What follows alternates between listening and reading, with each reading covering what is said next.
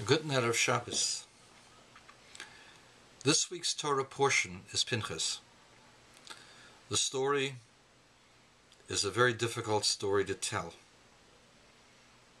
Zimri, the leader of the tribe of Shimon, takes a heathen woman among many harlots from Midian who had enticed some Jewish boys to worship idols in an idolatrous orgy, and those boys were being judged by the courts for death because they had violated idolatry publicly and been warned. So Zimri decided to do a protest. He took the Midianite woman, a princess, and in front of the entire high court took her into a private place for morality, showing his disdain that there was anything wrong with fornicating in public, and since this was an act of passion, you could not judge the boys for idol worship. And today, in today's morality, he might have been hailed, but in the morality of the Torah, which is absolute, Zimri's act was the destruction of the morality and the integrity of the Jewish people. Assimilation, marrying out, isn't the worst part of it. It's the permanent removal of a person's children and a person's self from the God of Israel. The Jewish people were chosen to have a special relationship with the God of Israel, and assimilation, which leads to idolatry, is the destruction, the internal destruction of that people, of that chosen people. There are no ifs, ands, or buts about it. There's nothing good about assimilation. You can have conversion to becoming Jewish. There's a way to do that. Not for the sake of marriage, though. But once a person has converted, that person becomes part of the people of Israel. Zimri, his act was to deny this, to say that you can do whatever you want. There are no steadfast rules, and the most important thing is to have a Jewish heart or write a check to an organization. But you also have to have commitment, and you also have to have standards of ethics, and he broke them.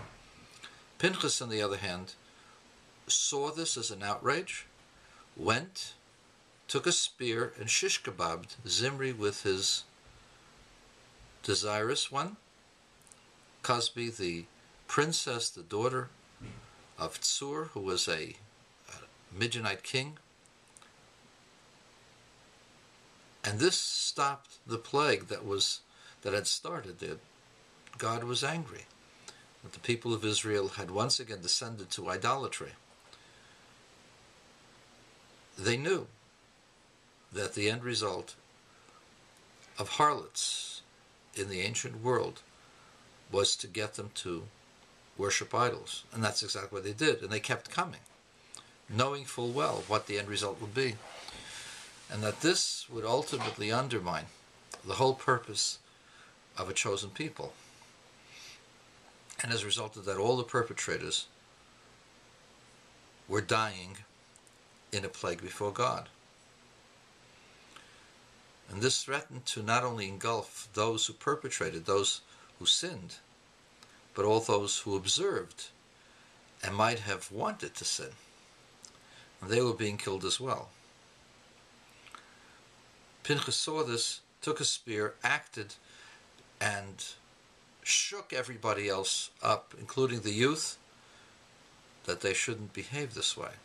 That this was a violation of the basic tenets of Torah, the basic tenets of good practices, ethical practices, moral practices, holy practices. The question is, why didn't Moses do this? It wasn't just because Moses was old.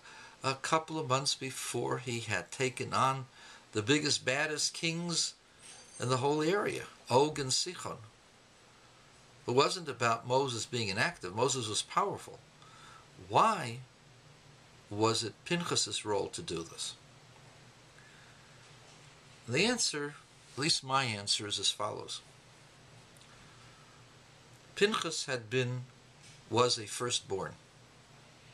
The firstborn of Israel were priests. They did the service on the Temple Mount, on the Mount Sinai, before and after the giving of the Torah. They were disenfranchised after the golden calf.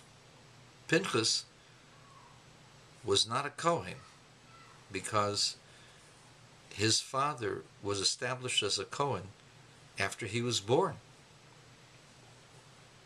Only those children born afterwards would be Kohanim, priests. Pinchas wasn't chosen to be a priest. He was a grandson of Aaron, not a son. So if there was anybody who could have felt disenfranchised, it was Pinchas. He was a firstborn. He had been a Kohen. His tribe did not serve any idols. His grandfather and father were installed as high priest, and he wasn't a priest. He couldn't do any service. If there's anybody to yell and to scream and to say it's not fair, it was Pinchas. He was a priest before his father, before his grandfather, before his uncles. And now he's disenfranchised. And that's not fair because he didn't sin. But Pinchas accepted the divine rule that God revealed to Moses.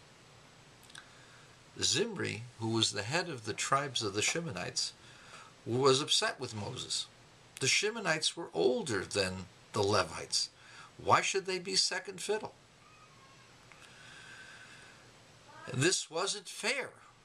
And Zimri showed his disrespect for Moses, stating that Moses made all of this up, including the law not to have anything to do with idolatrous women.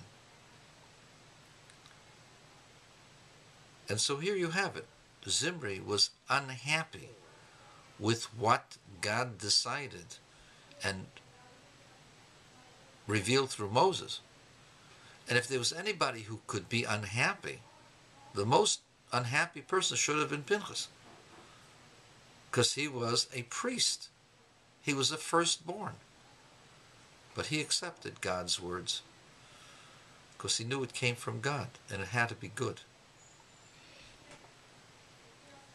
So therefore, it was left for Pinchas to show that whatever God chooses, if God says this, that we are a nation apart, that we are a nation that is supposed to keep our relationships within Israel, that this is prohibited for a Jew to do publicly or privately or in any way, that this will lead to assimilation and destruction of the people of Israel.